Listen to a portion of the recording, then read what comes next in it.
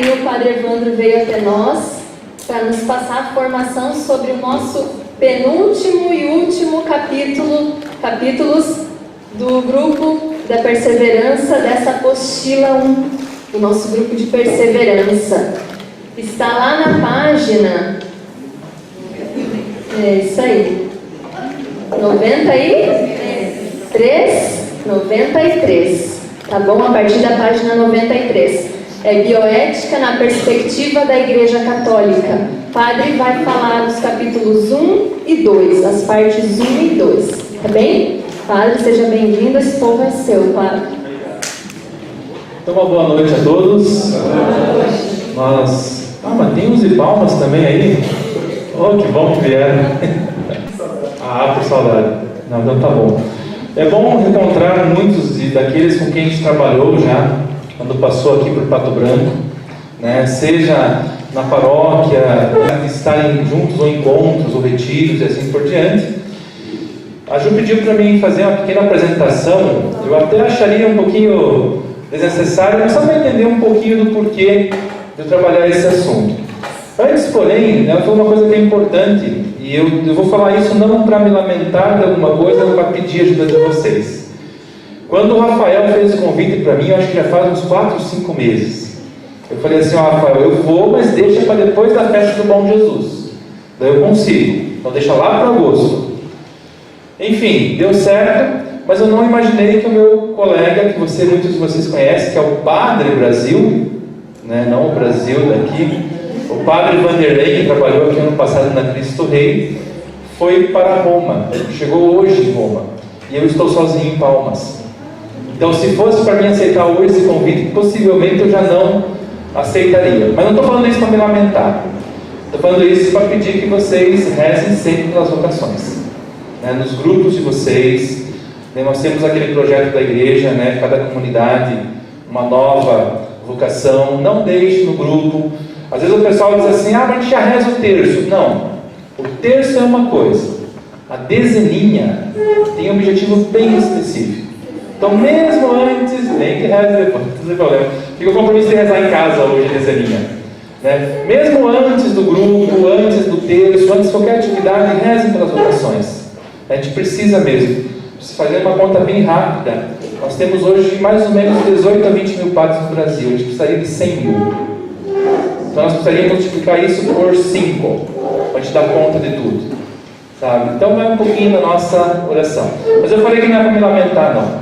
Eu não vim aqui para cumprir um compromisso, tá? Não estou levando por esse lado. Eu vim aqui porque é uma área que eu gosto muito, né? A bioética, para mim, se vocês pegarem desde a minha primeira faculdade de filosofia, eu já começava a refletir sobre bioética, sobre valores, sobre ética, né? Na teologia, meu TCC é sobre bioética, né? Mais voltado à clonagem e projeto de genoma humano. E aí eu continuei estudando nessa linha de bioética. É isso que a Ju pediu, né? Eu fiz mestrado em bioética, né, na PUC de Curitiba, tanto que saiu um livro desse mestrado, se chama Dignidade do Embrião Humano, que é boa parte do que vocês têm hoje nessa apostila, né? Então, com relação ao início da vida, foi toda a minha temática de mestrado, e depois eu fui fazer o doutorado, também via PUC de Curitiba, sobre bioética teológica, que é isso que vocês têm aí com uma variação de nome, né? Bioética na perspectiva católica. A gente chama de bioética teológica. Tive a oportunidade, inclusive, de passar um semestre na Espanha, estudando sobre isso, né, para que a gente pudesse trabalhar essa temática, que é uma temática, no mínimo, complexa. Não vou dizer polêmica, porque para nós não tem uma questão de polêmica, nós temos nossos dados bem centrados, mas é complexa porque envolve muitas questões.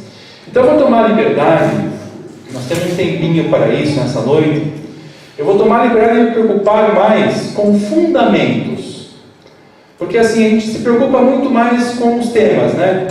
Aborto, ideologia de gênero, etc. Se nós não tivermos os fundamentos, tudo isso se torna complicado, sabe? Se nós tivermos os fundamentos, eu consigo analisar as temáticas com muita tranquilidade. Sabe, tranquilidade, a gente sabe aonde é que a gente colocou o centro da nossa fé. Até quando eu estava lendo a apostila, há duas citações do início, ali na introdução, que eu gostaria só de frisar para você. Uma que diz assim: depois de ter estudado o símbolo de fé, o creio. Então nós. Opa, acho que não sou eu, né? Depois. É a minha assim.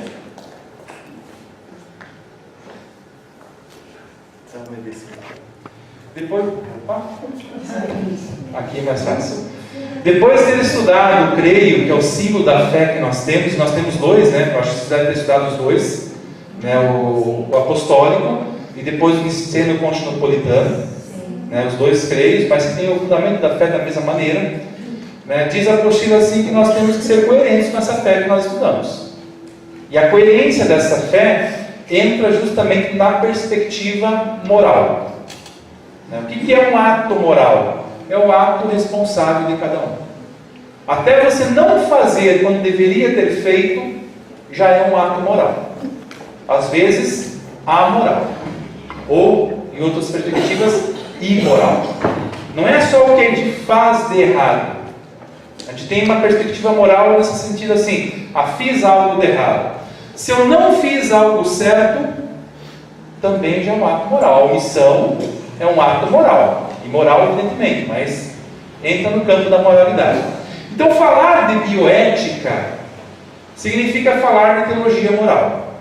E dentro da teologia moral, um dos aspectos mais importantes é o que diz respeito à vida, que é a base da apostila de vocês, esses dois pontos, né? Que diz respeito a diversas circunstâncias da vida humana, desde o seu início até o seu final.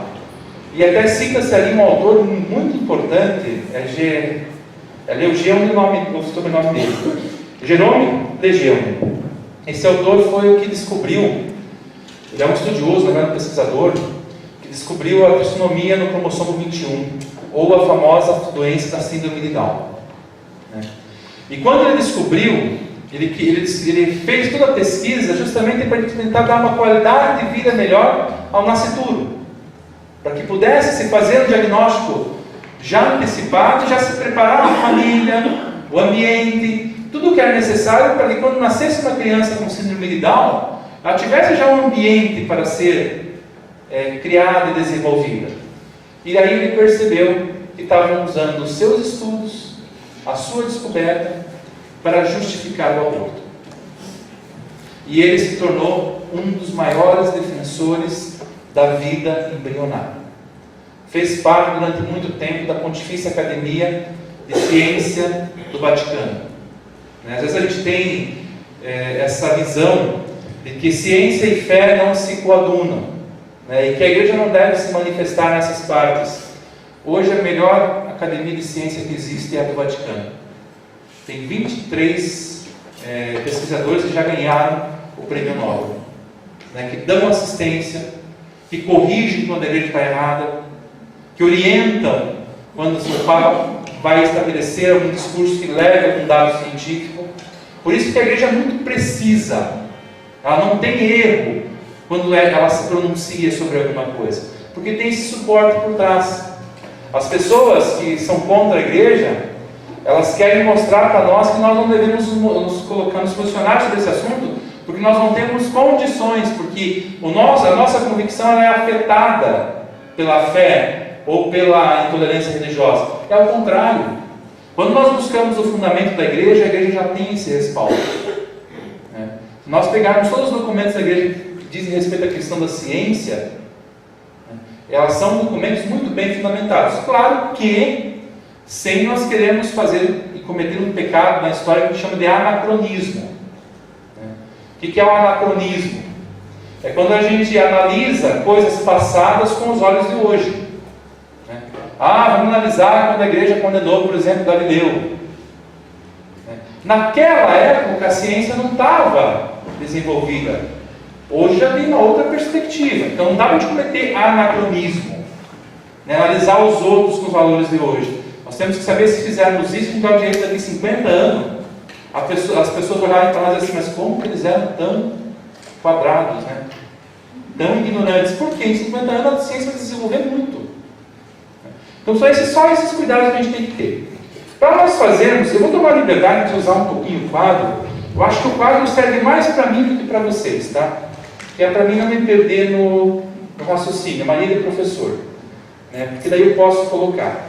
O que eu vou falar agora nesse primeiro momento não está na apostila de vocês, tá? Eu queria fazer um pequeno respaldo da bioética e da teologia moral.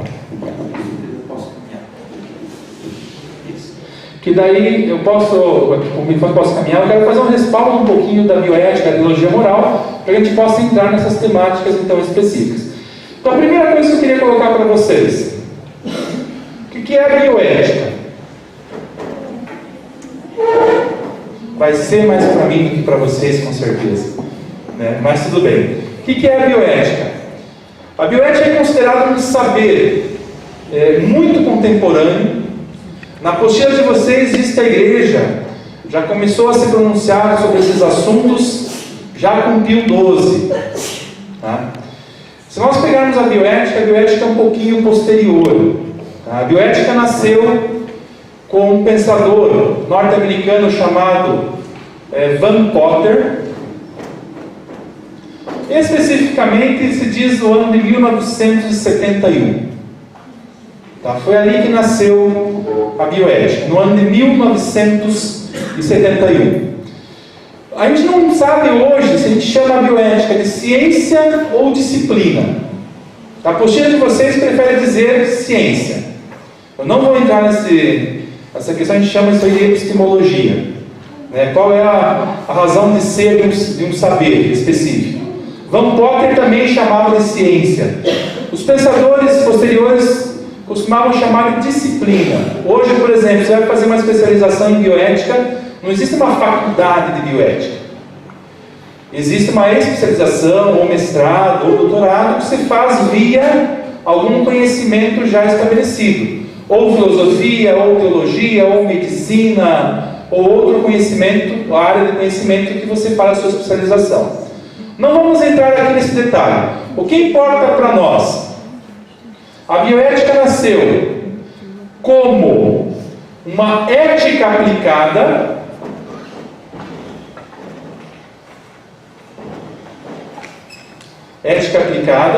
ou seja, uma ética que diz respeito a assuntos muito específicos, tá?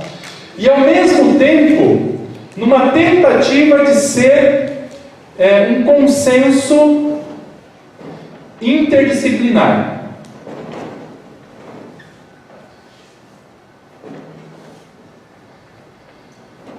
A bioética quer ser assim, como se fosse um tribunal onde sentam vários conhecimentos e áreas de conhecimento distintas, para que a gente possa chegar num consenso sobre um determinado assunto. Exemplo específico que a gente vai tratar depois. Aborto. Somos a favor ou contra? Então vamos chamar profissionais de várias áreas. Vamos chamar um teólogo, um filósofo, uma da área de direito, outro médico, enfermeiro. Quantos forem necessários? Assistente social. Vamos sentar junto e ver o que cada área diz sobre esse assunto e nós poderemos chegar no consenso daquilo que é o essencial. É assim que trabalha a bioética. Por isso que é uma ética aplicada. Juntam-se várias disciplinas no mesmo local, senta-se, discute, claro, com fundamentação, não com convicções, fundamentando o seu posicionamento, a fim de que nós possamos chegar a um consenso. Se com relação ao aborto, por exemplo, é permitido ou não? Se é, a partir de que momento? Quais são os fundamentos que justificam isso? Então é chegar nesse consenso. Tá bom? O bom da bioética, que era o que queria Van Potter, que é o seu fundador, ele dizia assim: a bioética é uma ciência que visa unir duas áreas de saber bem distintas, a das humanidades e as ciências da saúde. Por quê? Ele era oncologista e ele fez muitas pesquisas e percebeu que muitos daquilo que era gerado câncer nas pessoas era fruto, por exemplo, de mexer com agrotóxicos. Aquilo causava muito câncer. Então ele chegou à conclusão assim: nós temos que ter uma reflexão ética sobre isso. Não podemos deixar passar. Nós aqui, talvez aqui na nossa região não tanto, mas quem mora ali mais pro lado de Flor da Serra, aquela região, tem muitos plantadores de fumo, marmeleiro, etc. E muita gente desenvolve câncer por causa disso. Tem um índice de suicídio muito maior por causa do contato com veneno. Então, a esse tipo de trabalho precisa uma reflexão ética. Eu recordo que quando eu morei em São Paulo, eu morava na região, uma cidade chamada Batatais, na região de Ribeirão Preto. É uma das maiores produtoras de cana-de-açúcar do Brasil. E aí tinha aquele trabalho dos boia-frias, que cortavam a cana. E eu me lembro que na época que eu morei lá, começaram a chegar as primeiras máquinas de colher cana. Cada máquina fazia o trabalho de 100 pessoas. Então quer dizer que cada máquina que era comprada numa indústria canavieira, 99, porque tinha que ter um para operar a máquina, 99 eram demitidos. A gente pensa assim, olha o trabalho social. Mas agora vamos ver no lado contrário. Para colher a cana, eles metem fogo na noite anterior. Esse não é apenas para facilitar o corte da cana, mas elimina em 20% o seu processo de beneficiamento. Então, eles fazem isso não só para ajudar quem corta, para ajudar lá a indústria, que não precisa ter muito mais máquinas. Estando queimado à noite, tem um tempo para cortar essa cana. E as pessoas que cortam a cana, cortam numa temperatura entre 75 e 80 graus. Isso é humano? Isso é ético? A gente pode dizer, mas a máquina tirou o emprego. Mas aquilo é um emprego digno das pessoas? São coisas que a gente tem que pensar. O mexer com fumo é um emprego digno? Que vai mexer com tanto tipo de veneno? In natura, diga-se de passagem. E quando a pessoa fuma, ela está fumando, o veneno já está impregnado. As pessoas que mexem com o fumo, que fazem a seleção do fumo, mexem com o veneno in natura.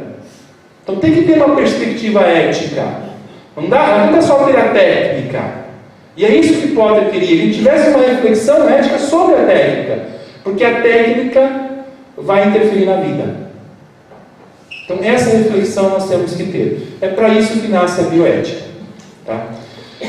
Nesse sentido, aí nós podemos falar de uma bioética, como é a apostila de vocês, com uma tendência mais teológica. Como eu falei, é um consenso. Nós podemos ter uma bioética filosófica, uma bioética da medicina, uma bioética jurídica e etc. No nosso caso, seria uma bioética teológica, claro, com fundamentos, com perspectiva católica. O que significa dizer que nós temos uma bioética de perspectiva católica? Ou uma bioética teológica católica? Então, a primeira coisa, que temos um fundamento baseado na fé. Essa é a primeira coisa. O nosso direcionamento das reflexões que nós vamos fazer, que diz respeito à vida, estão ligados à fé. Para serem ligados à fé, nós vamos entrar então no campo da teologia moral, que foi aonde eu comecei a falar para vocês. Para nós falarmos de teologia moral, nós temos que ter duas coisas em mente. Primeiro, que a análise daqueles temas que são próprios da bioética, que vão passar pela teologia moral, eles têm que ser analisados a partir de algumas fontes específicas, que são os critérios de análise que nós temos. Para termos claro esses critérios, nós temos que voltar ao Vaticano II. Eu vou ficar aqui em cima porque senão vai faltar espaço aqui. Tá? O Vaticano II tem dois documentos que falam, um especificamente e o outro correlato, que falam da teologia moral. Tá?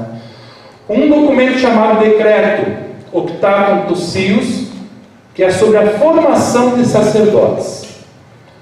Então, quando formaram os sacerdotes, tem que se levar em conta a teologia moral. Em que sentido? É isso que esse documento vai falar.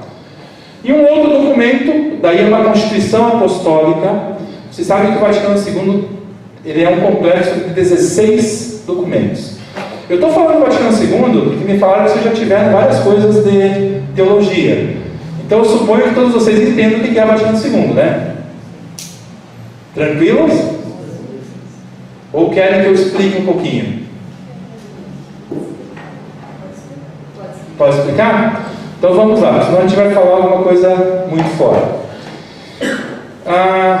A igreja teve diversos períodos de desenvolvimento teológico. Tá? Teve um primeiro momento do desenvolvimento teológico que foi no que nós chamamos da igreja patrística, que foi desde o início, quando terminou os livros bíblicos, que isso é o primeiro século, passando então, começando no finalzinho do primeiro século, século 2, 3, 4 e 5 da nossa era. Esse período patrístico foi muito influenciado pela cultura grega. Tá? Então, o que nós fazíamos nesse período? Nós apenas, teologicamente falando e moralmente falando, nós adaptávamos conceitos gregos para a nossa fé. Nós tivemos um grande santo, um grande doutor de igreja espírita, que chama-se Santo Agostinho. Tá? Ele praticamente terminou esse período. Santo Agostinho ele era platônico. E vocês vão, depois eu vou falar sobre o aborto, vocês vão ver que vai voltar essa questão de ser platônico. Tá? Então, tudo que era grego era adaptado à fé cristã. Vocês querem ver algo que foi adaptado, que nós usávamos bastante? O termo logos. A filosofia nasceu do logos, da razão. A partir do momento que saiu dos mitos e nós fomos para a razão, então ali nasce o pensamento filosófico. Quem é o nosso logos agora? Jesus Cristo. Então aquele logos que falava a filosofia antiga é Jesus Cristo. Tanto que se pegar em 1 João diz assim, e o verbo se fez carne, tá lá, a palavra que usa no original é logos. E o logos estava com Deus e o logos era Deus. Jesus Cristo. Adaptação. Termina no século V esse primeiro período. Começa o segundo, que foi o maior período. Nós consideramos só a Idade Média, mas não foi só a Idade Média. Tá? Que foi um período onde o foco muda, não é mais Platão, é Aristóteles.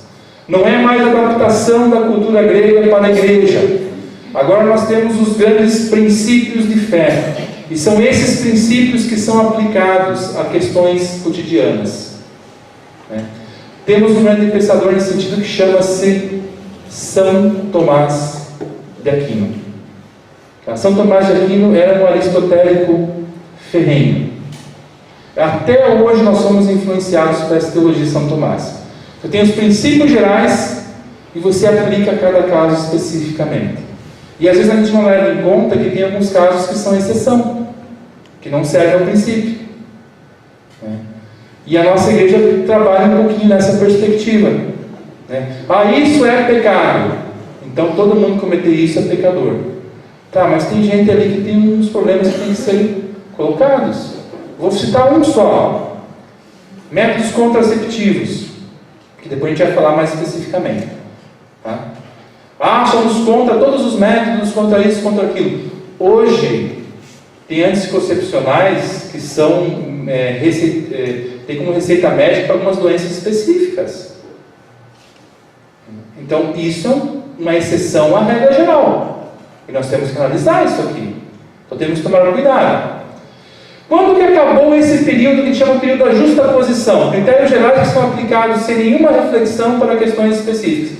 Foi aí que surgiu, por exemplo, os famosos manuais casuísticos.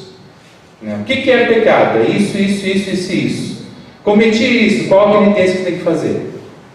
Manuais casuísticos nasceram justamente dessa perspectiva teológica. Quando que foi superado tudo isso?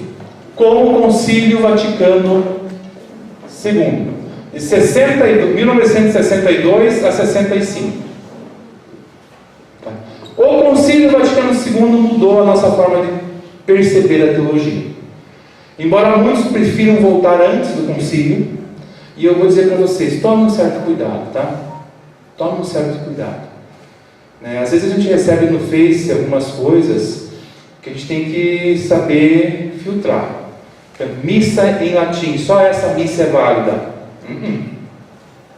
O Vaticano II mudou isso. Vaticano II, 60 anos atrás, perdão, 50 e poucos anos atrás, 53 esse ano. Então não é que só a missa em latim é válida. Não, pode ter a missa em latim, sem problema nenhum. Mas não é só ela. Ela não é mais forte do que a outra. Tem algumas pessoas que eles aproveitam disso e colocam uma força que não existe. Então tome cuidado com essas considerações. Tem muitos que estão assim, faço essas críticas porque a gente tem que ter um pouquinho de abertura, As roupas que estão usando são roupas pré-conciliares, que representavam uma igreja da cristandade, uma igreja que era como se fosse de fato uma perspectiva monárquica. A nossa igreja não é mais monárquica. A nossa igreja agora, depois da Vaticano II, é servidora. É servidora, é ministerial. Por isso que se abriu para os leigos. Era monárquica porque só os padres poderiam fazer, só os bispos. Por isso as roupas de distinção. Hoje nós não temos mais roupa de distinção. A gente tem roupas ministeriais. É bem diferente. A roupa é para servir. E nem não vale para bispos, ministros. Quem trabalha com a liturgia. Que são roupas de ministério, de estar a serviço. Faz em nome da comunidade. Nós temos que tomar um certo cuidado com isso, que o Vaticano já mudou. E às vezes a gente quer uma igreja pré-conciliar que não vai voltar mais, podem ter certeza. Tem muitos que criticam o Papa Francisco pelas atitudes dele. O que ele fez? É novidade? Não. Já faz mais de 50 anos que é assim. Só que a gente não se acostumou. Sabe por quê? Por uma questão muito simples. A gente prefere a segurança. Esse é o ponto. É seguro eu saber que isso e isso é pecado e isso eu posso fazer. Quando vai para a nossa consciência, a gente já entra num campo meio minado. Então eu prefiro ficar com a segurança. Mas existem casos que são exceções. Não dá para ficar com uma lei geral. Nós mudamos isso já. Então, nesse sentido que vem o Vaticano, para ser esse novo olhar. Entendo dessa forma, esse novo olhar. Por uma igreja que não quer mais ser monárquica. Ela não quer ser o centro das atenções. Ela quer ser servidora. Ela quer ser um bem para as pessoas. Ela quer ser um caminho de salvação. Até o Vaticano II tinha aquela velha história, fora da igreja não há salvação. A partir do Vaticano II, a igreja é um caminho de salvação. Ela não é mais a única igreja verdadeira. Ela é a igreja revelada por Jesus Cristo. É nessa linha que nós temos que seguir.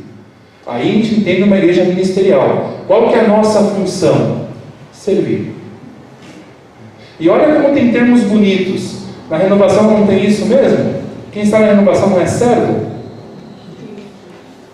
Olha como a renovação pegou o Espírito. Só que a gente não pode pegar o Espírito só nos termos. A gente tem que pegar o Espírito na atuação. De ser servidor mesmo. De estar servindo ao outro. É para isso que serve a igreja. Mas se nós olharmos, digamos assim, essa é a missão da igreja. Ser servidora. Como quem? Como Jesus Cristo. Ele mesmo dizia: eu vim para servir e não para ser servido. O que faz o rei numa monarquia? É servido pelos súditos. Numa igreja ministerial, não. Nós servimos. É essa a ideia. Foi isso que o Vaticano II veio trazer. Então ele traz esses dois documentos: o Optatum Tucius, que é um decreto, e a Gaudium et Spes, que é uma constituição dogmática. O Vaticano II tem 16 documentos. 4 são constituições dogmáticas. As constituições dogmáticas são os documentos mais importantes que nós temos.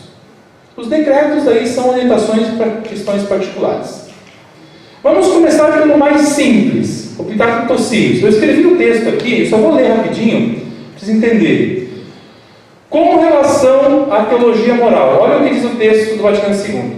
Ponha-se especial cuidado em aperfeiçoar a teologia moral, cuja exposição científica, então não é uma questão fechada de fé, é de estudo, de dedicação, de contato com outras ciências, para que a gente possa estar no convívio de todas as áreas de saber, cuja exposição científica, mais alimentada pela Sagrada Escritura. Olha como é bonito isso aqui. Por quê? Manuais casuísticos. As pessoas queriam saber o que era ou não pecado, não iam para a Bíblia, iam para o manual casuístico. Se ali dizia que era pecado, então é pecado. Mas o que diz a palavra de Deus? O que diz as fontes próprias da igreja? É isso que é a Sagrada Escritura. Então, alimentada pela Sagrada Escritura, deve revelar a grandeza da vocação dos fiéis em Cristo. Cristo é o nosso centro. Não é manuais casuísticos, não é nada. É Cristo, é Jesus, a palavra revelada do Pai, o Logos, o Verbo. Essa sua objeção, o seu objetivo de dar frutos na caridade para a vida do mundo, ou seja, serviço caridoso mesmo. É para isso que serve a teologia moral. Quando a gente fala de teologia moral, não é para saber o que é certo e errado, para fazer o que é certo e errado, não. É para ser alimentado na Sagrada Escritura, com conhecimento científico, a fim de que nós possamos dar frutos de caridade para o mundo. Esse é o objetivo. Vocês podem dizer assim, tá, mas onde é que nós vamos buscar essas fontes? Aí vai no documento Gaudium et Spes, que é o segundo documento. Lá no número 46, diz assim: todas as questões teológicas, todas as questões doutrinais, elas devem ser iluminadas, elas devem ser refletidas à luz do Evangelho e da experiência humana. Do Evangelho e da experiência humana. Aqui está o centro da bioética teológica, ou como vocês querem chamar, da bioética com perspectiva católica. Quando nós queremos analisar um assunto, onde é que nós vamos buscar a fonte? No Evangelho e na experiência humana. Evangelho. Esse é um ponto fundamental. Tá? Quando fala de Evangelho, nós temos que entender que o Evangelho tem o Evangelho é a boa nova. É isso que é o Evangelho. Não pense em Evangelho como Bíblia. O Evangelho é a boa nova de Jesus Cristo. Nós estamos apresentados a Jesus Cristo. Nós temos 3 fontes: a palavra de Deus, a Bíblia. Agora foi minha caneta, mas tudo bem. A Bíblia, a tradição e o magistério. Isso aqui eu acho que já estudaram, né? Não precisa a gente ficar reafirmando aqui. Até ontem eu aproveitei que era a festa da Assunção de Maria, nas seminários que eu celebrei, e disse assim: vamos fazer um pouco de catequese antes de começar. Porque alguns vão dizer assim: Maria não é importante porque não tem nada na perspectiva de fé, ela não é salvadora. De fato, ela não é salvadora. Ela é a portadora da salvação. É bem diferente. Ela é um caminho que nos leva até Jesus, que é o caminho que leva ao Pai. O Padre Zezinho tem uma expressão muito bonita, que ele diz assim: se Jesus é o caminho que leva ao Pai, Maria são as placas que indicam o caminho. Essa expressão muito bonita que ele usa. E daí eu falava dessas 3 fontes, porque diferente da igreja protestante, diferente das igrejas evangélicas, para eles só a Escritura. Não existe outra fonte. Nós não. Nós temos a Escritura como fonte precípua, como fonte primeira. Mas o que nos dá a interpretação fiel da Escritura? Porque se for a única fonte, cada um interpreta como quer. Esse é um ponto fundamental. Até eu brincava ontem nas celebrações, também nas comunidades, dizia assim: se a gente for cada um interpretar como quer, normalmente tem que se pegar o pé da letra. E como é que nós vamos interpretar, por exemplo, Se tua mão direita te faz pecar, arranca. É melhor entrar com uma mão só no reino do céu do que com as duas jogar no fogo do inferno. Se o teu olho direito te faz pecar, arranca o olho. Como a gente vai interpretar isso aí? A gente tem que ter uma interpretação que seja, no mínimo, razoável. Cada um vai dar a sua interpretação? Não. Nós temos que ter um elemento de fidelidade interpretativa. Esse elemento para nós católicos é a segunda fonte, a tradição. Como que ao longo da história da igreja, a igreja foi interpretando a palavra de Deus? Porque a gente acredita que o Espírito Santo age na história. A gente não tem tempo aqui, se a gente fosse falar do início da Escritura, é interessante porque os 11 primeiros capítulos da Bíblia, eles são ahistóricos. Eles são histórias contadas para gerar história. A partir do momento em que tem a escolha de Abraão depois, como pai, como patriarca, ali é Deus se manifestando na história, o Espírito caminhando na história. A gente acredita que o Espírito age na história. Então ele foi agindo em pessoas, em grupos, na própria igreja, para que nos desse uma interpretação confiável da Sagrada Escritura. Isso é tradição. Isso é o que a igreja trabalhou durante esse tempo, esses praticamente 2000 anos. Mas tem também a atualização. Se nós temos a fonte primeira, que é a Bíblia, uma interpretação fiel que é a tradição, como que nós atualizamos para o hoje esse mesmo dado de fé? Através do magistério. Então, quando eu vou tratar de alguma questão, qualquer questão da igreja, mas principalmente bioética, eu tenho que levar em conta as três fontes. É isso que significa que nós temos uma bioética teológica e não uma bioética de uma outra característica. Se for uma bioética filosófica, somente a razão. Se for uma bioética científica, somente o dado científico. Nós não. Nós vamos levar em conta isso aqui. Mas lembra que eu falei de uma outra coisa? À luz do Evangelho, Bíblia, tradição e magistério, e da experiência humana. Tá?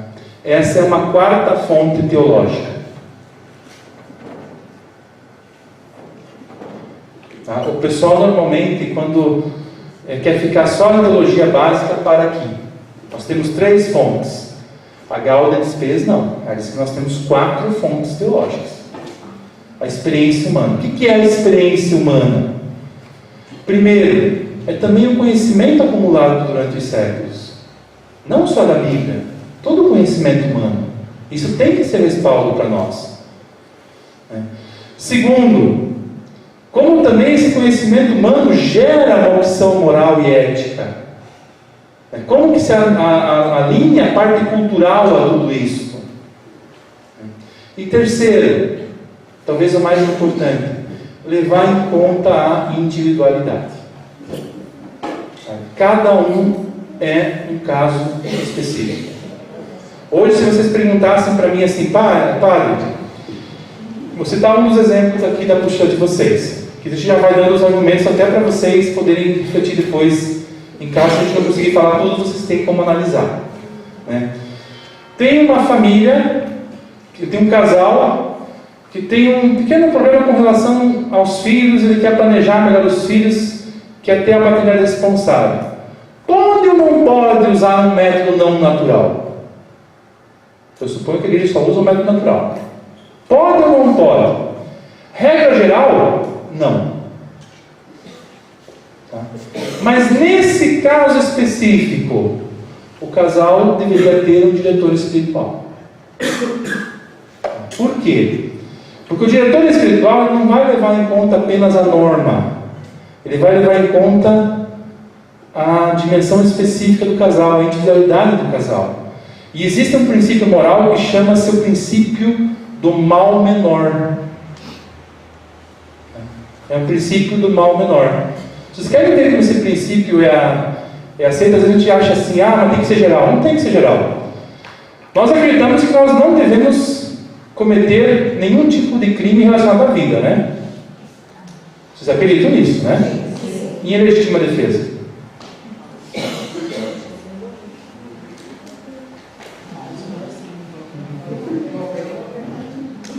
Tá? Para você defender a tua vida, em alguns casos não tem que matar o outro. Nós somos contra isso, então a gente não pode se defender? Princípio do mal menor. Se duas vidas estão em jogo, a opção moral é extrair aquela vida que possivelmente possa tirar outras vidas também. Tá? Princípio do mal menor. Isso também não vale só para esse caso. Porque a gente tem como é que eu vou dizer assim, a forma de utilizar só para quem interessa, né? O princípio do mal menor. Não, nós temos que usar em todos os casos. São individualidades. Só que quem que vai ver a individualidade? No caso do método contraceptivos? O diretor espiritual. Porque ele vai avaliar se o método não é abortivo, que bem que vai trazer para o casal. E aí nós pensamos individualmente, a partir da experiência humana, aquilo que as primeiras fontes teológicas, as fontes tradicionais trouxeram. São coisas que nós temos que pensar. Então essas coisas que eu queria trazer para vocês. Sabe que um dia eu fui dar uma palestra para os ministros. Eu não sei se não era para a turma, Brasil. Você não fez, você era ministro antes de eu chegar ou depois? Antes, não, então não era. Foi uma turma aqui de Pato Branco, que eu me lembro que fui dar justamente sobre moral. E daí eu perguntei assim para a turma, não precisa responder, tá? Mas pensa. Com relação ao posicionamento da igreja, vocês são a favor ou contra a camisinha? Naquele dia eu perguntei, quem é contra, levanta a mão. Não teve um que ficou com a mão abaixada, né? Todo mundo. Daí eu perguntei assim, mas quer ver que eu vou perguntar uma coisa? Agora não levanta a mão para não se acusar. Quer ver que eu vou perguntar uma coisa que alguns às vezes fizeram que foi pior que a camisinha e não se dão conta? O que é pior, no sentido do mal menor? A camisinha ou a laqueadura ou a vasectomia? Porque a laqueadura e a vasectomia é mutilação. É mutilação. O que é pior? E às vezes a gente faz essas coisas e não para pensar. Ah, mas a gente não tem obrigação de saber tudo. Claro que não, a gente tem obrigação de ter um diretor espiritual. Para quem você vai perguntar, para quem você vai pedir, para quem vai te dar os referenciais para você tomar a opção moral. Isso sim. Sabe por quê? Agora vem um outro ponto que eu queria colocar para vocês. Porque nós precisamos ter, e o Vaticano II nos deu essa liberdade, nós precisamos ter a concepção de que pecado só é pecado se nós tivermos um ato consciente. Não vou escrever mais. Tá? Um ato consciente. Porque eu quero dizer assim, tem que ter consciência para ser pecado. Isso é verdade? É. Tá? Se eu não tiver consciência do que eu faço, não é pecado. Pode ser um erro, mas não é pecado. Porque para ter pecado tem que existir a ação errada e a voluntariedade. Estar consciente que aquilo é um erro. E às vezes pode ter certeza que uma possessão demoníaca é tão somente um ato moral deliberado. Então a gente acha que a possessão demoníaca é o espírito que vem e... Não é só isso. Quem que é o diabo, biblicamente falando? É aquele que divide. A palavra diabo significa isso. Aquele que divide. Isso é o diabo. Tanto que eu sempre brinco com o pessoal, tem aquele brinquedinho que chama diabolos, que você abre e vai a bolinha para lá, e abre de novo, volta a bolinha para cá. Divide, a bola vai para o outro. Por isso chama diabolos. Não é à toa que se chama isso. Então, se eu tenho um ato consciente, deliberado, que divide, por exemplo, a minha comunidade, Vou usar um exemplo bem específico, estou dizendo que aconteça, tá? O meu grupo de oração, o meu ministério, eu estou sendo o diabo ali dentro. Porque eu estou dividindo. Mas tem que ter o quê? Consciência. Aí, no ano passado, nós fizemos um encontro com os nossos ministros ao Decanato de Palmas. Não sei se você estava, Vanderlei, lá em Mangueirinha.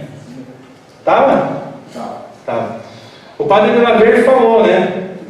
Justamente isso que eu estou dizendo. Para ter pecado tem que ter consciência. O pecado é da consciência, ele usou esse termo. Da consciência de cada um. Daí começou a surgir uma ideia entre alguns ministros que assim, bom, então se não me acusa a consciência, eu não preciso ter problema porque não é pecado. Mas veja bem, que tipo de consciência? Uma consciência retamente formada.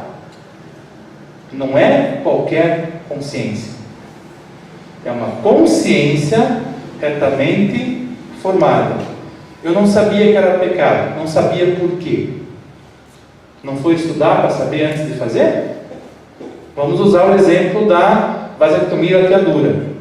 Não teve vontade porque não sabia que era pecado. Mas procurou saber antes de fazer? Foi conversar com o diretor espiritual para que ele dissesse, é certo, é errado, como é que a gente vê diante daquilo que Deus propõe para nós. Então, se você abre mão, aí não é problema de outrem, é meu que não procurei. Saber o que era, como era, se era correto ou não. Então, tudo que a gente fala de bioética, de teologia moral, é consciência retamente formada. O que diz a Bíblia? O que diz a tradição? Como o magistério hoje se atualiza esse problema em questão? Diante disso, no meu caso particular, posso ou não fazer isso? Essa perspectiva, mesmo dentro da igreja, mesmo dentro do diretor espiritual, se vamos pegar o exemplo da laqueadura, pecado tem uma posição, mas ele fala pode. Daí tem que só se estiver justificado pelo princípio do mal menor. Porque, por exemplo, assim, há mulheres, por exemplo, que têm problema nas trompas, né? Que se ficarem grávidas, se engravidarem, corre até risco de vida. Então não é melhor você fazer uma laqueadura do que correr o risco, princípio do mal menor. Sabe? Aí, por isso que é caso individualizado. Tem algo que justifique? Daí é uma outra história. Sabe? Não tem algo que justifique. Aí você não vai fazer mutilação. Tem outros métodos que não são invasivos, não são mutilatórios. Então, são essas coisas que a gente tem que levar em conta. Por isso que o diretor espiritual, nesse caso, ajuda. De preferência, um bom diretor espiritual. Tem alguns que já sabem que tem os padres que são bem liberais, já vou desse aqui, que daí não vai ter problema, né? Daí foi o padre que disse. Não, tem que fazer uma reflexão séria. De como fazer, do que fazer, de se é oportuno ou não. Eu estou citando esse exemplo porque esse exemplo é muito claro. Sabe que o nosso povo faz e não pensa.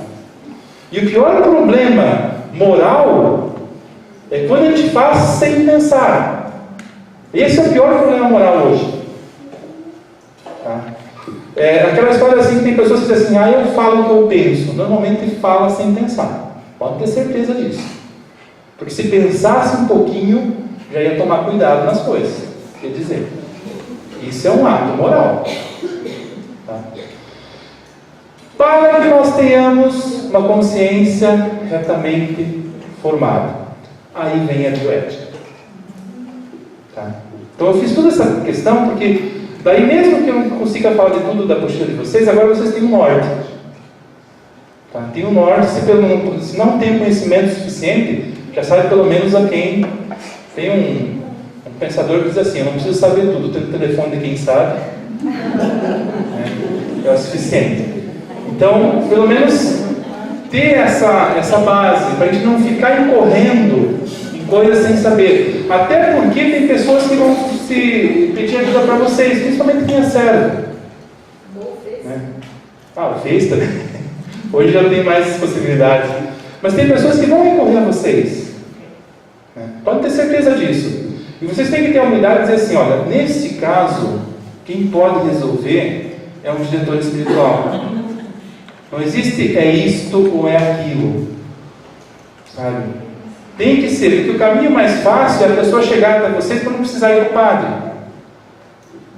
Não, tem vezes que tem que ir mesmo. Tem que fazer um direcionamento espiritual, não é uma conversa, às vezes é 4, 5, 6.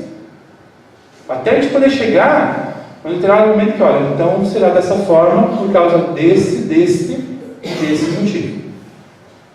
Tá? Essas coisas que a gente tem que analisar. Acho que isso ficou tranquilo, né?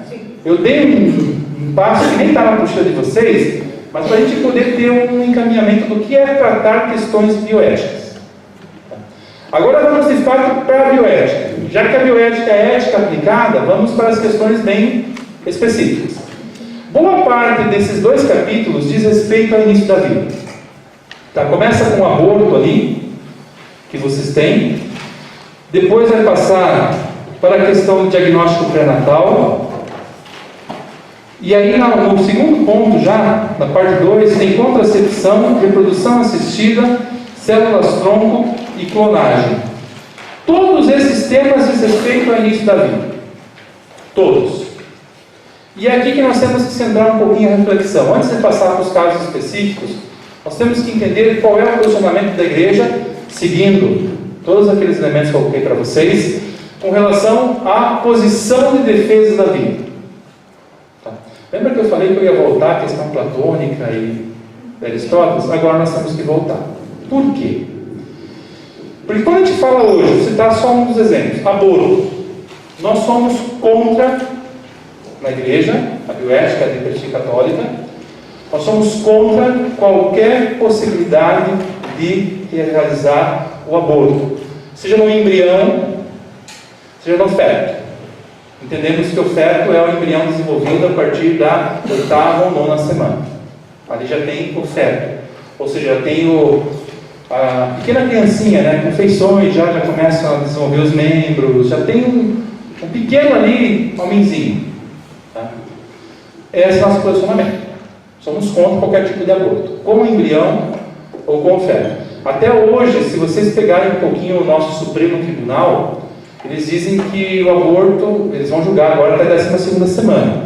Mas o tribunal, o STF já se pronunciou em outros casos, dizendo que eles não consideram até o 14º dia que seja alguém digno que possa ser protegido. Porque eles entendem que até o 14º dia, ou seja, até a implantação do embrião no útero, isso chama-se pré-embrião para eles. E é o que a medicina chama. Tá? Se vocês têm contato com alguns médicos que são abortistas, é esse termo que eles vão usar. Até o 14º dia, isso é um pré-embrião. Não é um embrião. Por isso que até ali não tem problema nenhum de... Tem várias justificativas, eu não vou entrar aqui porque não vai dar para a gente discutir tudo. Hoje nós defendemos desde o primeiro instante. Ali tem vida e nós vamos defender. A igreja sempre se posicionou assim? Essa é a pergunta que nós temos que fazer. A igreja sempre se posicionou em considerar o aborto em qualquer momento como algo ilícito. Mas até 2 séculos atrás, a igreja não condenava como pecado grave aqueles que cometiam o aborto até a 12ª semana, ou seja, o 3º mês. Tá?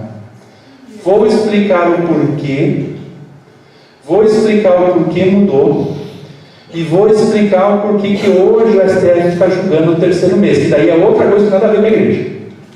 Tá? Vamos começar do porquê que a igreja mudou. A igreja considerava, não é a igreja, tá? A gente tem que falar igreja, mas tem que considerar a cultura em geral.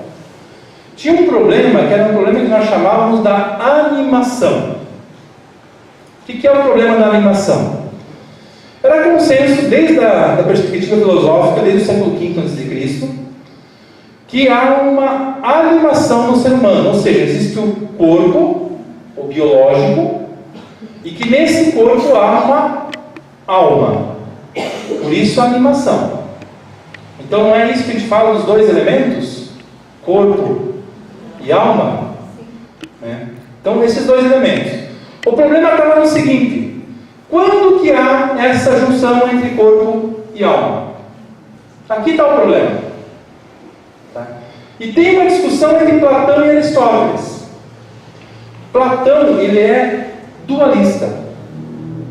Tá? Ele diz assim, que alma e corpo são coisas independentes.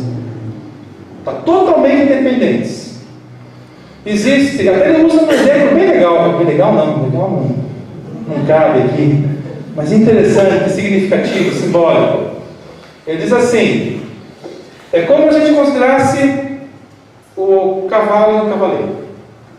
Tá? O cavalo é o corpo. O cavaleiro é a alma. A alma é imortal. Ela é essencial a si mesma. Então o que acontece? Quando nós temos uma jornada, e considera essa aqui a jornada terrena, a alma precisa de um corpo para subsistir. O cavaleiro precisa do cavalo. Terminou a jornada, o cavaleiro simplesmente abandona o cavalo. Se vocês pegarem até hoje, o catecismo diz assim: o que é a morte do ser humano? É a separação de corpo e alma. Até hoje o catecismo é assim.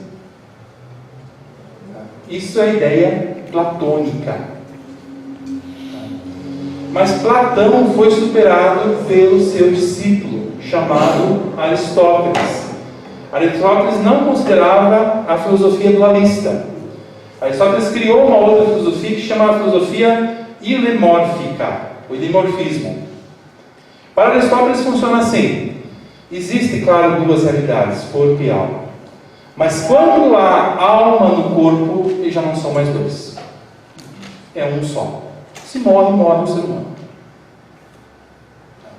É essa filosofia que agora nós estamos adotando. Mesmo que a gente use corpo e alma, a separação de corpo e alma, nós adotamos o ilemorfismo. Há a animação, então há um ser humano completo. Uma vez que Deus cria a alma e introduz no corpo, já não são dois. É um só, é ilemorfismo, e não tem mais essa história de abandonar o cavalo. Vai levar o cavalo para onde for. Tá? Não é isso que se diz na profissão de fé? Creio na ressurreição da carne. Dos mortos, claro, mas creio na ressurreição dos mortos, na ressurreição da carne. Corpo. Então não é dois, eu tenho meu corpo, é meu. Bom ou mal, saudável ou doente, é meu e acabou. E é só essa alma que pode vir aqui. Se eu perco essa perspectiva, aí eu caio em fé espírita. Tá? Que daí vai do cavalo e cavaleiro. A alma é essencial, ela pode mudar de cavalo, né? Hoje ela está com esse cavalo, na próxima vida ele pode pegar um outro cavalo, sem problema. Entendeu? É nesse sentido, até a gente faz só um parênteses aqui, que nós nos distanciamos do espiritismo e também da maçonaria. Às vezes a gente acha que o problema com a maçonaria é uma questão de fé. Não é uma questão de fé, é uma questão filosófica. Tanto o espiritismo como a maçonaria acreditam em um Deus que se chama Demiurgo. É o Deus que cria, dá o pontapé inicial na criação e fica o Deus dará. Cada um por si. Então, se eu puder ajudar o outro, melhor para mim. Olha como é isso que se baseia esses grupos. A maçonaria, não tem um Deus que luta por mim. Então vamos nos juntar e vamos nos ajudar. O espiritismo, não tem um Deus que vai me purificar, que vai me fazer evoluir. Eu tenho que me evoluir. Então eu faço caridade para que eu possa evoluir. Porque não tem um Deus misericordioso. Deus só deu o pontapé, só criou a alma e o corpo, acabou. Ele não faz mais nada. Então o problema com essas fés são filosóficas, não são nem teológicas. Sabe? Então a gente não precisa ficar brigando com isso. É questão de incoerência lógica. É no mínimo falta de conhecimento. Quem consegue vivenciar essas duas fés? Porque tem no Face, às vezes tem lá, sou cristão espírita. Né? É incoerência lógica. Tá? É falta de raciocínio, falta de estudar mesmo. Tá? Não tem. Ou seja espírita, então assuma um posicionamento ideológico platônico, ou seja cristão. Assuma um posicionamento ideológico aristotélico. Tá? Mas Aristóteles tem um problema. E é aqui que vem aonde a torce o rabo. Tá? Por quê? Vejam bem. A junção corpo e alma é um só. Não tem mais separação. Mas o problema de Aristóteles é assim. Quando há essa junção? Tá? Aristóteles vai dizer assim, não é no momento. Ele nem usava esse termo na época, concepção. Tá? É depois, é um momento posterior. E olha o problema que ele causa. Desculpem mulheres, mas é ele, não sou eu. No caso do homem, a alma é insuflada 40 dias após a gestação. No caso da mulher, 90 dias. 12ª semana. Para não ter problema, São Tomás de Aquino aceita os 90 dias. Então é por isso que até ali não era considerado o aborto um pecado mortal. Era condenado quem o praticasse. Verdade, era um pecado, tinha que se confessar. Mas não era um pecado mortal. A pergunta que vocês têm que me fazer agora é esta: por que a igreja mudou de concepção? Qual foi o motivo e a razão? Sabe? Isso é o ponto fundamental, porque daí é com isso que a gente vai defender o nosso posicionamento. Tá? Mudou por uma questão muito simples, porque ela se deixou impregnar pela ciência. Tá? Exatamente no ano de 1827, tá? Um embriologista estônio chamado Carl Ernst von Bauer descobre, não sei se tem alguém que trabalha com biologia aqui, ou é embriologista, ou trabalha nessa área, descobre o óvulo nos mamíferos. Foi esse pensador que descobriu o óvulo nos mamíferos. Até então, existia uma teoria que chamava teoria da epigênese, ou a teoria do homúnculo.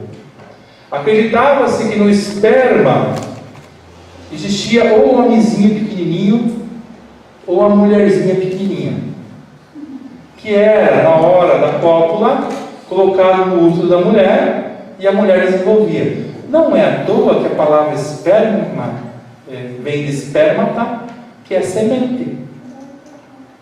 Semente implantada. É por isso que chama esperma, ou espermatozoide. É a semente implantada. O que acontece? Até então acreditava-se que tinha um homúnculo ali, e aí depositava na mulher, e a mulher tinha só o papel de fazer desenvolver. Por isso que daí tinha que criar a alma em outro momento, insuflar a alma em outro momento, porque já existia o homenzinho e a mulherzinha. Quando chega Carl Ernst von Bauer, descobre o óvulo, descobre que não é assim, não é aquela epigênese. Ele descobre que há a concepção, mais especificamente a fecundação. O que tem tanto no homem como na mulher são gametas, são células vivas, que quando são fecundadas, tá, tornam-se um novo organismo vivo. Porque notem que ele descobriu o óvulo nos mamíferos, não foi só no ser humano. Há um novo organismo vivo. Havendo um novo organismo vivo, no caso do ser humano, há um novo ser humano. Com base na posição científica, a igreja muda o posicionamento. Vejam bem, não dizem por aí que a igreja não aceita a ciência? Foi por causa da ciência que a igreja mudou de posicionamento. A pergunta que normalmente eu faço quando vou em palestras, assim, que tem gente de outras áreas, né?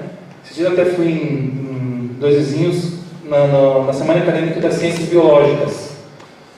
Eu fiz essa pergunta e falei assim, o que nesses 200 anos mudou a ciência que justifica agora a igreja mudar novamente o seu posicionamento? Qual foi a grande novidade que questiona aquilo que a igreja se posiciona? Não tem. A única coisa que se descobriu, e que nós temos que estar atentos a isso, é que há uma diferença entre fecundação e concepção. Tá? Por quê? Porque concepção é quando já há então um novo organismo vivo. Isso é um processo que leva de 24 a 30 horas, dependendo do indivíduo. Tá? Então não quer dizer que no mesmo momento em que houve a fecundação, ali já tem um novo organismo vivo. Não. Tem 2 pares de cromossomos que tem que se juntar para formar o núcleo de um novo organismo. E isso é um processo que demora de 24 a 30 horas. Terminou esse processo, ali há um novo organismo humano. Portanto, não tem mais por que questionar. Por isso que a igreja mudou o posicionamento. Agora, então, é desde esse momento. Tá? O problema está assim, hoje. Como a gente não pode mais questionar a questão de alma, porque alma é uma questão teológica, evidentemente, mudou o termo. Hoje se questiona quando é pessoa. E aqui está um problema muito grave. Tá? Só para lembrar, assim, para a gente entender um pouquinho o processo, né? Quando os portugueses chegaram aqui no Brasil, os espanhóis na América Latina, né, diziam assim, índio tem alma? Não. Então podemos escravizar.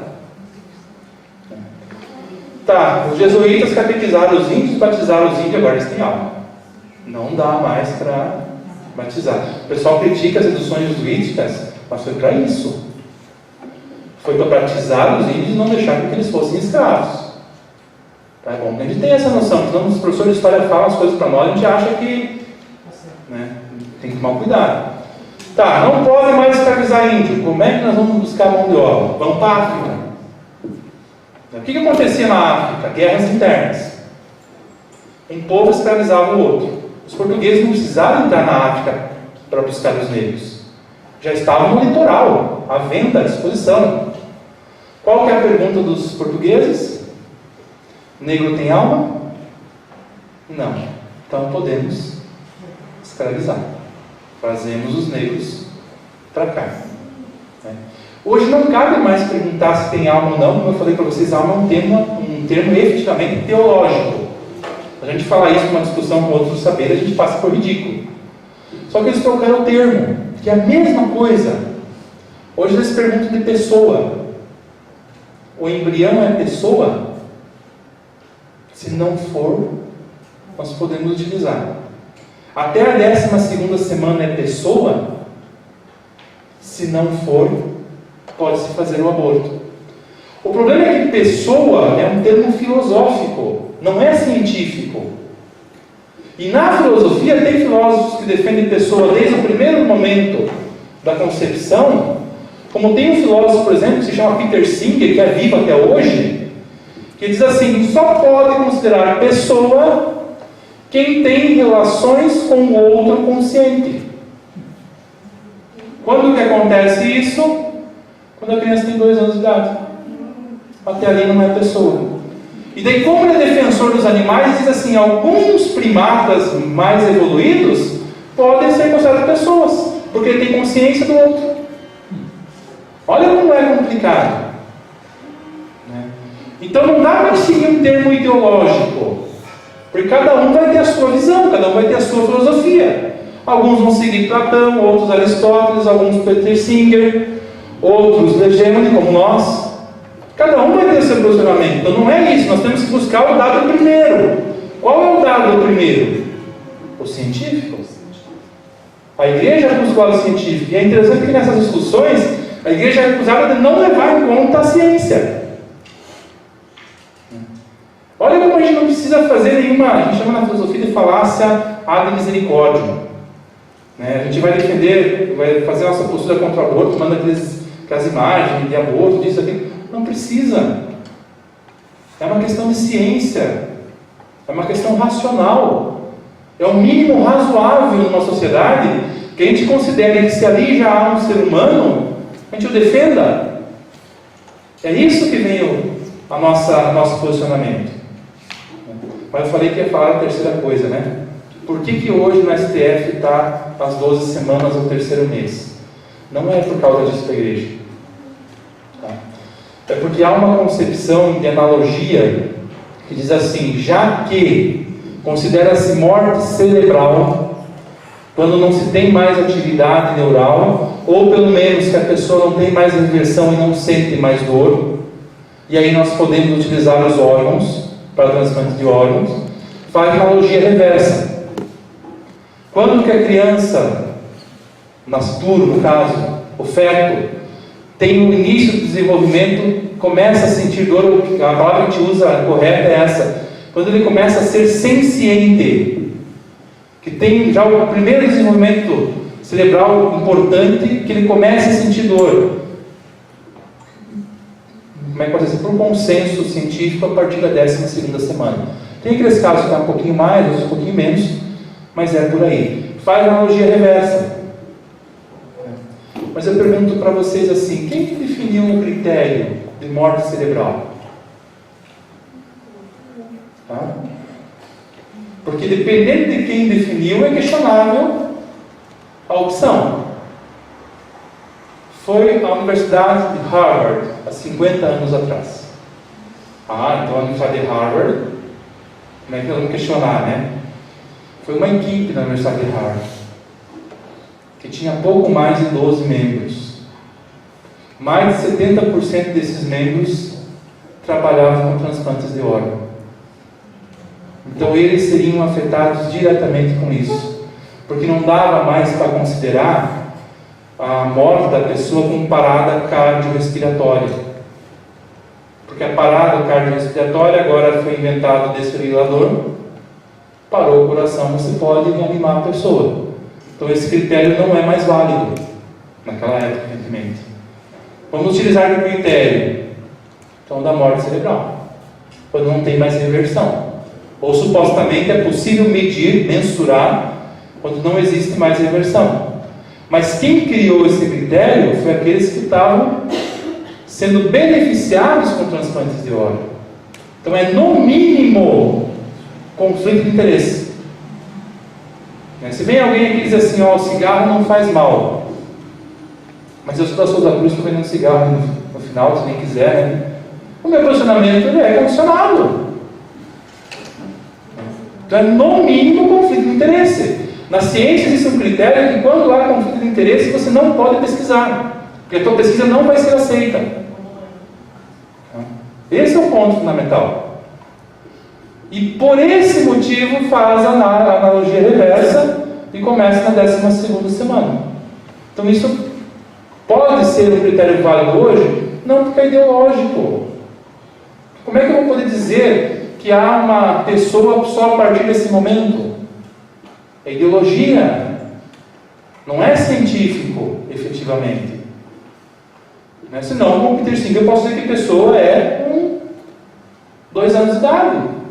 E o que eu faço com a criança? Nem vamos colocar na gestação, né? Com 0 anos até 2 anos. Posso matar? Se o critério é não sentir dor, está em estado vegetativo, dou uma anestesia mesmo assim para garantir que não sinta dor, posso matar?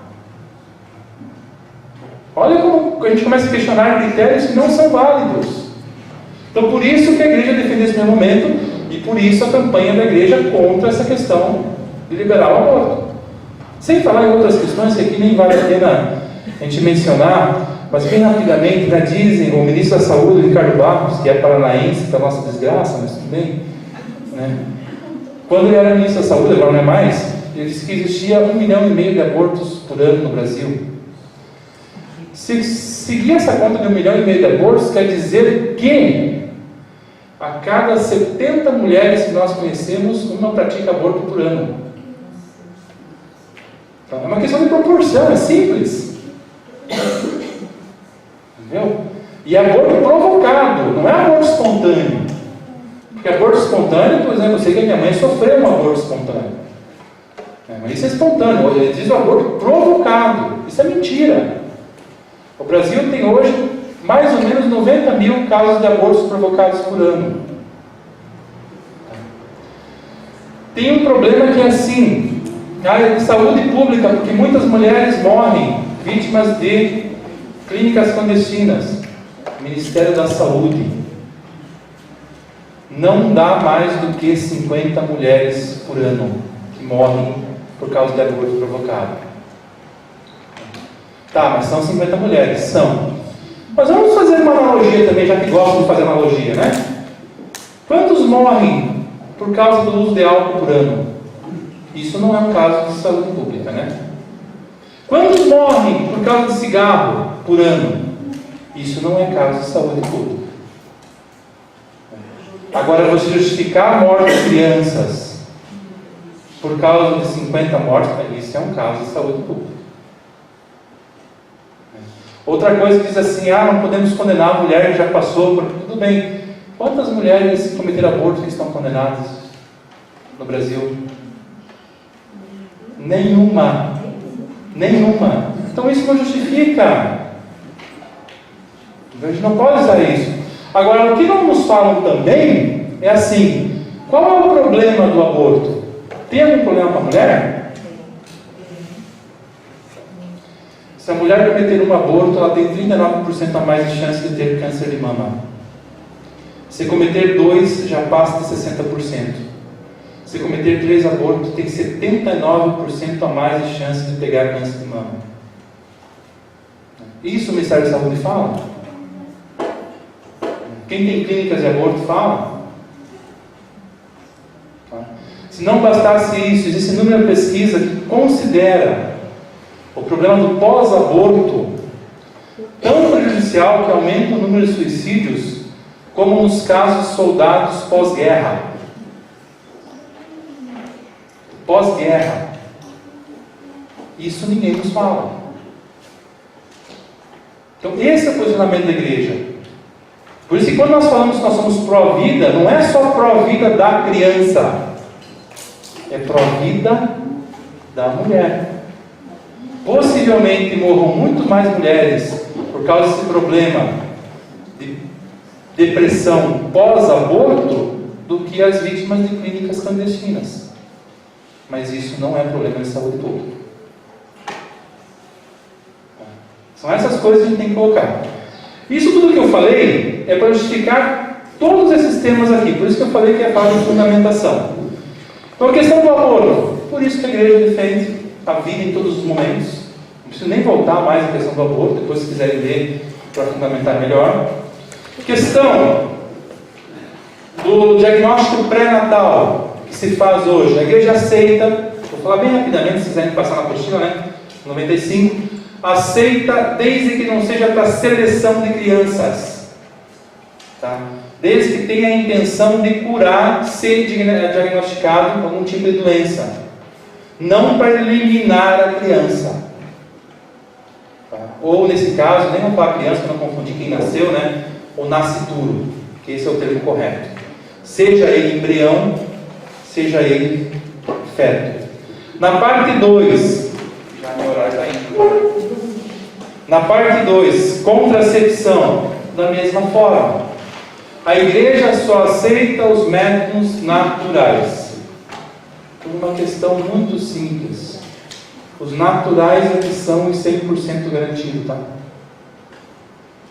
Mesmo quem usa contraceptivos, mesmo quem usa outros métodos, nenhum é 100%. Nenhum.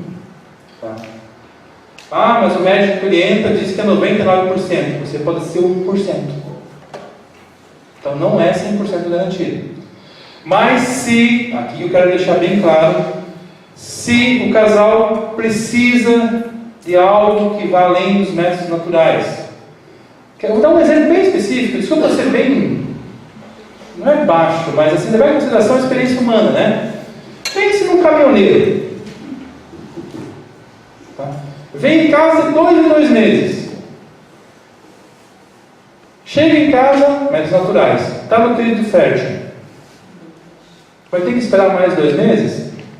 Depois a gente não quer que ele vá procurar quando está viajando. Esse é um caso de procurar um diretor espiritual, que vai analisar esse caso, que vai ver que o método não seja abortivo. Esse é o X da questão, que não seja abortivo, para ver uma possibilidade. Tá? O que eu vou falar agora vai servir para outras questões mais para frente. A igreja teve 2 códigos canônicos.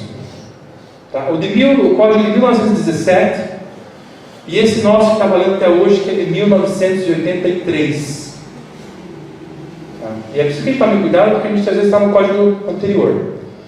O de 1917 dizia o seguinte: a primeira finalidade do matrimônio é a procriação.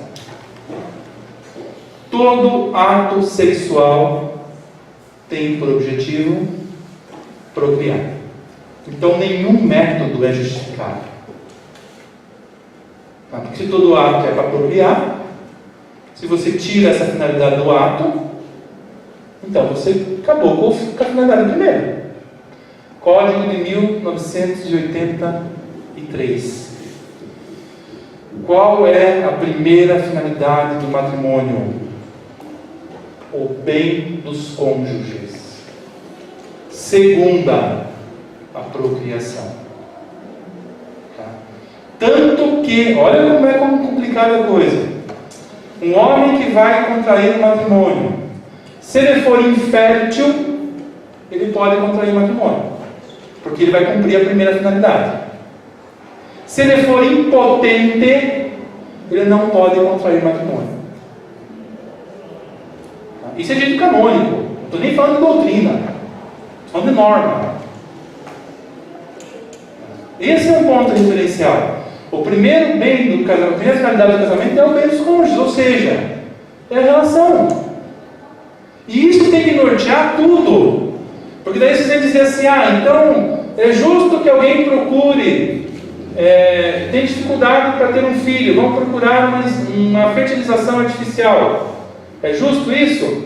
Depende. É para substituir o ato conjugal, o ato racional, então não é moral. Agora não, tem relacionamento, mas tem uma dificuldade, por exemplo, no homem, de concentração de esperma que não consegue fecundar o óvulo. Então tudo bem, tem o ato conjugal, tem a relação sexual, tem a primeira finalidade do matrimônio, que é o bem dos cônjuges. Vamos recorrer à técnica para ajudar no segundo objetivo, que é a procriação. É isso que tem que normatizar as nossas escolhas. Senão a gente acaba dizendo que todo método que não for natural não pode nunca ser utilizado. Experiência humana. Se for abortivo, não vai poder ser nunca, podem ter certeza disso. Agora, se não for abortivo, qual é a necessidade do casal? Está cumprindo a sua primeira finalidade? O que nós precisamos para ajudá-lo? Não sei se eu fui claro nisso, para a gente não ficar condenando quem não deve ser condenado. Porque às vezes chega alguém que está usando, sei lá, um método tal, isso não pode. Calma, procurou o diretor espiritual, colocou esses elementos específicos, fique à vontade. É uma forma de nós recorrermos à ciência, hein, Ricardo? Já estou passando para você. Esse é um ponto que nós não podemos abrir mão, sabe? De considerar qual é a realidade de cada um. Sabe que o direito canônico termina assim, não são essas palavras, não é nesse termo assim, Aqui estão as normas, mas antes a caridade do que a norma. Lembra do texto que eu li para vocês? Qual que é a função da teologia moral? Tem o objetivo de dar frutos na caridade para a vida do mundo. Claro que com uma consciência retamente formada. Claro que passando pelo crivo das fontes teológicas. Não é de qualquer maneira. Mas aí vocês conseguem entender os posicionamentos que aí estão. Falei de contracepção, né? Que a igreja... Aqui está muito claro que é a questão de dos métodos naturais. Só que lembrem-se que o que a igreja defende não é simplesmente os métodos naturais, esses são meios. A defesa da igreja é a paternidade responsável. Isso a gente não abre mão. O casal tem que sentar e decidir qual é o número de filhos que terá, como vai educá-los. Isso é paternidade responsável. Reprodução assistida entra também nesse ponto. É para substituir ou é para ajudar? Há uma grande diferença. O princípio do mal menor. Se é para substituir, é o mal por excelência. Então não. Daí não é possível.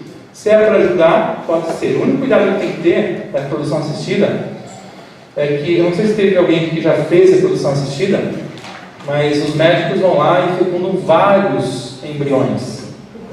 Implantam alguns. E os outros fazem o quê?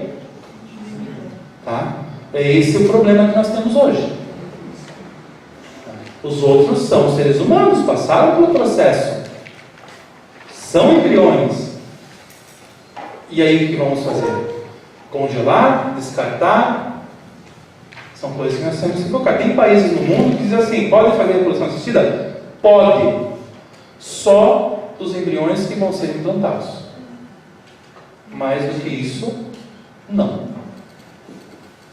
Mas o que os médicos querem fazer? Vamos já fazer bastante, porque eu sei que é um processo bem, assim, é difícil para a mulher, porque é hormônios para induzir a ovulação, né? Então mexe com toda a estrutura biológica da mulher, psíquica também, porque uma coisa está relacionada à outra. Então já aproveita, tira 10 óvulos, fecundamos os 10, separamos quais são os melhores e implantamos aquilo que é necessário. Os médicos têm essa concepção. Nós temos que ter a concepção que todos são seres humanos. E fazemos o quê? Esses cuidados a gente tem que ter. Por isso que se vocês pegarem hoje a igreja, se for ver a reprodução assistida de uma parte, de uma questão específica, a igreja é contra mesmo. Tá? Mesmo porque tem um outro problema. É homóloga ou heteróloga? Homóloga, quando é uma reprodução feita com o esperma do homem e o óvulo da mulher. Tá? Heteróloga, quando é feito ou com um só deles ou com nenhum deles, né? Vai num banco, pega um embrião qualquer aí, vamos escolher um dessa característica e vamos implantar. Nisso a igreja é totalmente contra. Cada ser humano tem direito a conhecer pai e mãe. Tá? Esse é um ponto fundamental. Senão, vira o pequeno ser humano um produto. Tá? Esse é o problema. Vira um produto. Tem muitos pais que eles criam a necessidade do filho. Porque eu quero ter um filho, porque não sei o que, vou fazer tudo o que for possível em ter um filho, mesmo que seja de outro, né? Porque se pegou o espermatozoide do outro, não é do pai. Se pegou um óvulo de uma outra mulher, não é da mãe. Mesmo se for de outro, é meu filho. Daí criam expressões assim, porque pai e mãe é quem cria. Não, tem pai e mãe sim. Pode ser pai e mãe irresponsável.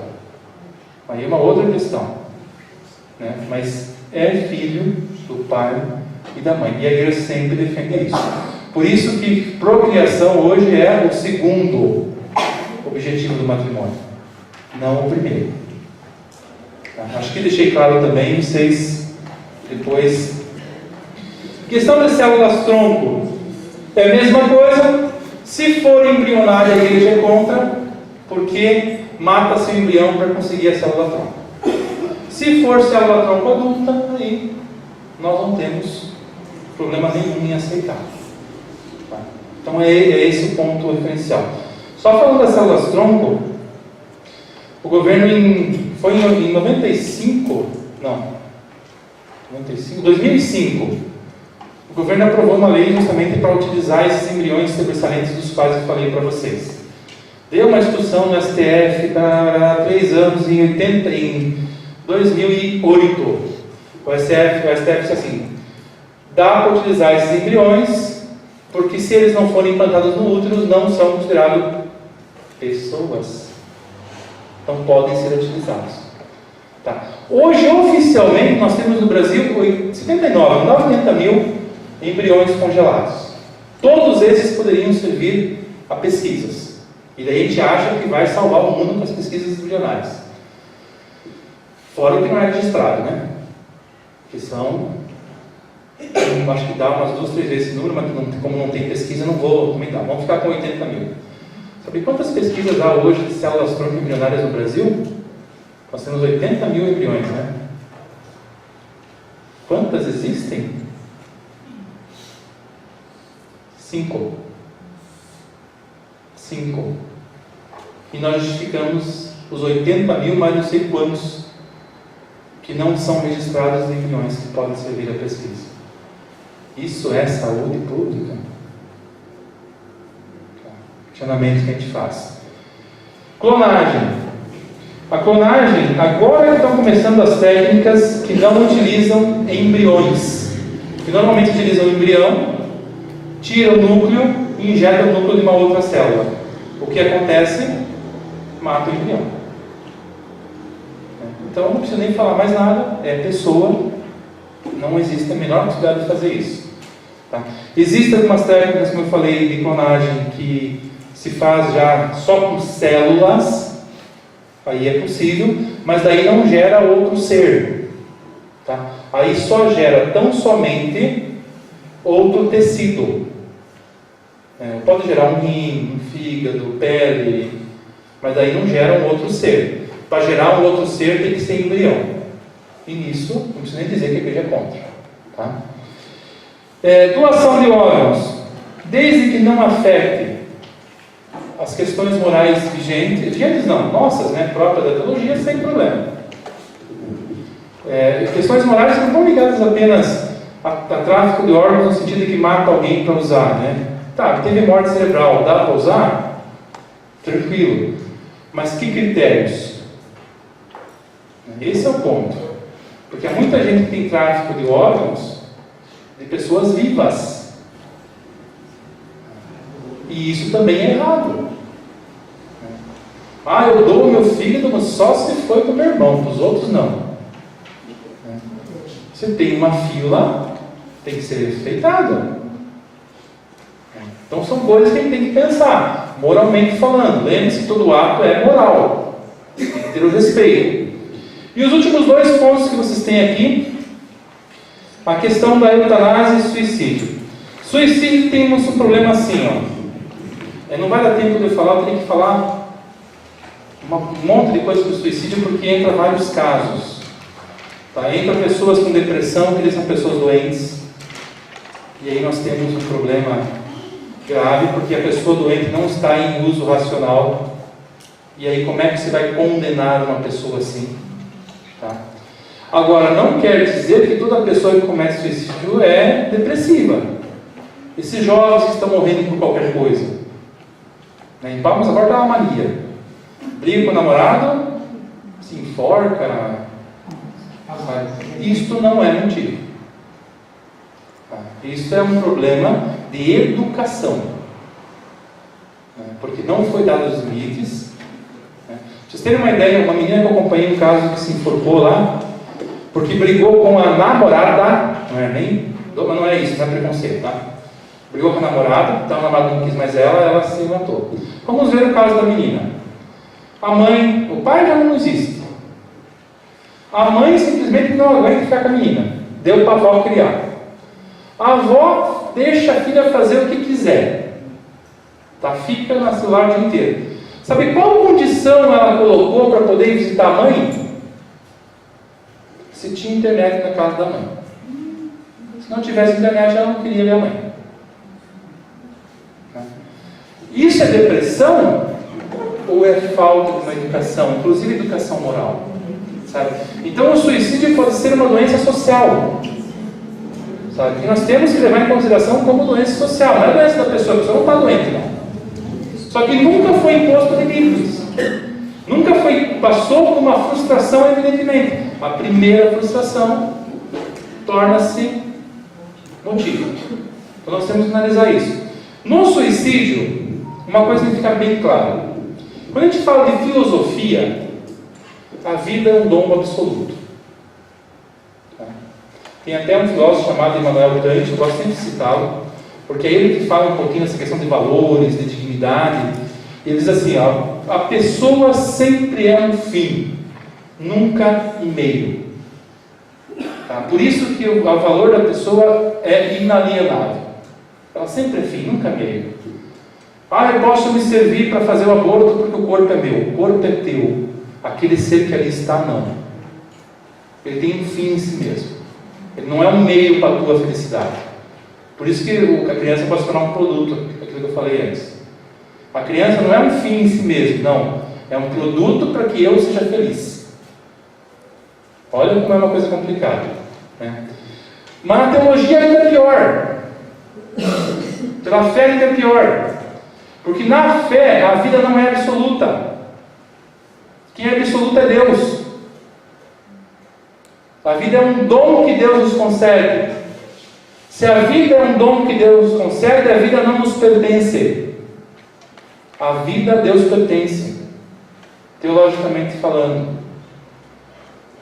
E aí volta essa questão de eu poder ou não tirar a vida do outro. Tem um princípio ético que diz assim, que eu não posso retirar nada do outro se eu não puder depois devolver. Esse é um princípio ético. Se eu não posso devolvê-lo, eu não tenho o direito de retirar. Se eu não posso devolver a vida a alguém, eu nem tenho que questionar se eu posso ou não cometer aborto. E para encerrar, a questão da eutanásia que vocês têm ali. Tá? Nossa, já é... Vou 2 minutinhos, eu paro. Tá. A questão da eutanásia, ali só cita a eutanásia. Nós temos vários tipos de procedimentos no fim da vida. A eutanásia você já conhece. É quando nós antecipamos o momento de morte. Uma pessoa que tem um problema, sei lá, de saúde, ela não quer mais viver esse problema de saúde, então ela antecipa a morte. E pede ajuda para alguém, com remédios, com isso, com aquilo. Isso é eutanásia. A igreja é a favor disso? Claro que não. A vida a Deus pertence. Só Ele pode retirar.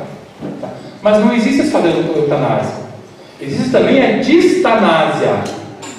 E nós temos que tomar cuidado porque a nossa sociedade está criando uma cultura da distanásia. Eu tenho que fazer tudo o que é possível para protelar a vida, nem que seja ficar na UTI por 3, 4 meses. Tá? Mas tem que proteger a vida. E às vezes a gente esquece que a vida se torna posse minha. Eu vou citar um exemplo bem específico. Meus 2 avós maternos, os 2 deixaram bem claro antes de morrer, antes de perder a consciência: nós preferimos morrer em casa, não no hospital. Nós preferimos morrer, mesmo com dor, perto de quem nós amamos. Os 2 optaram por isso. Os 2 morreram na UTI. Tá? Por quê? Porque teve gente que achou que era dono da vida deles. Eles poderiam viver uma semana menos, mas iriam viver como eles pediram. Não esqueçam, na bioética, existem dores que são piores que as dores físicas. Tá?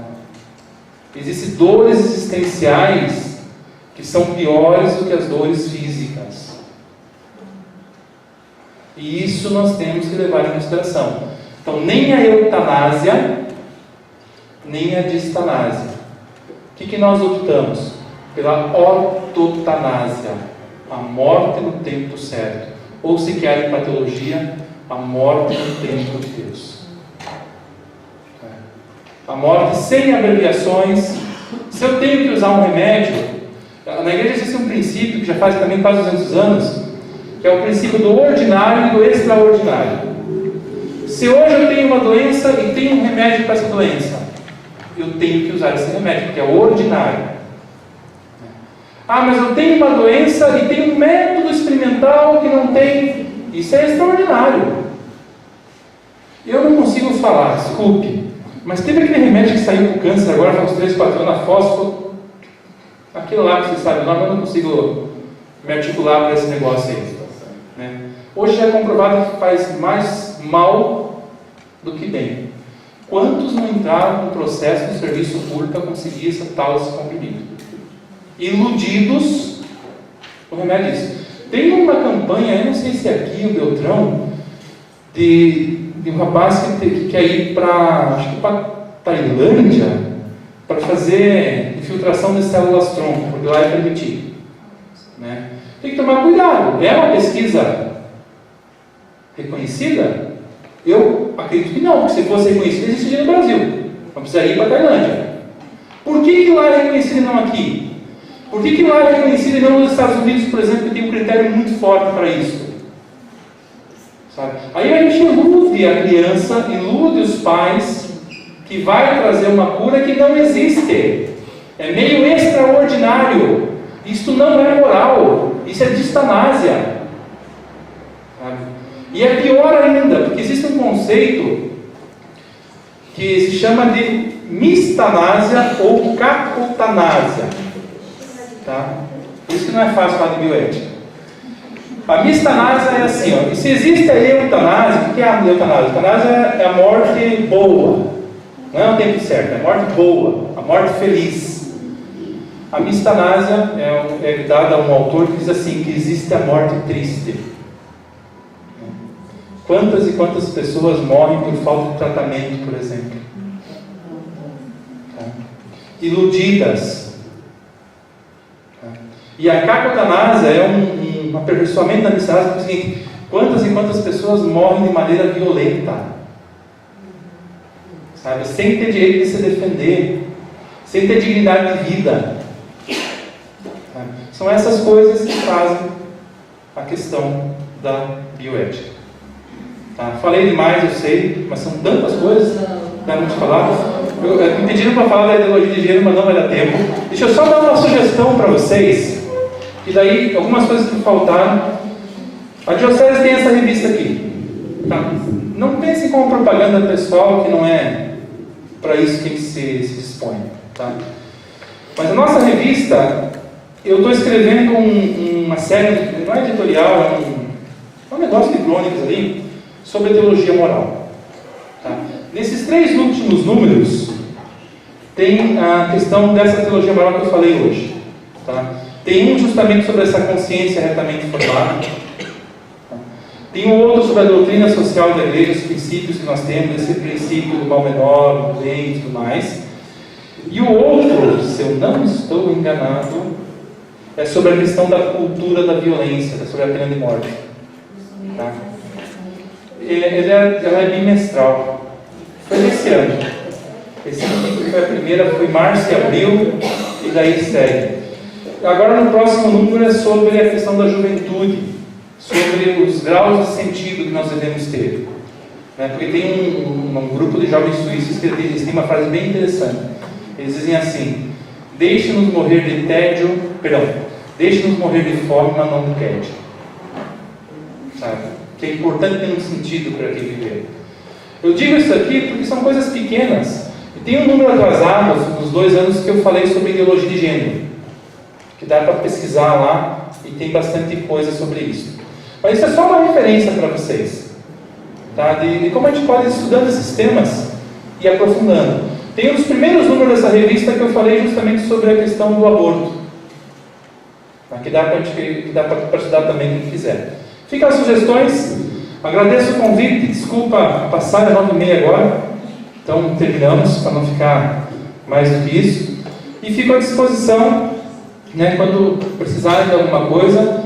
Eu vou dizer que antigamente eu não demorava para responder e-mail, agora eu estou demorando, não adianta eu querer. Mas se quiserem alguma orientação, alguma coisa, não se furtem em pedir. Posso demorar alguns dias, mas vou responder, podem ter certeza. Tá bom? Quando quiserem visitar Palmas, deixa eu.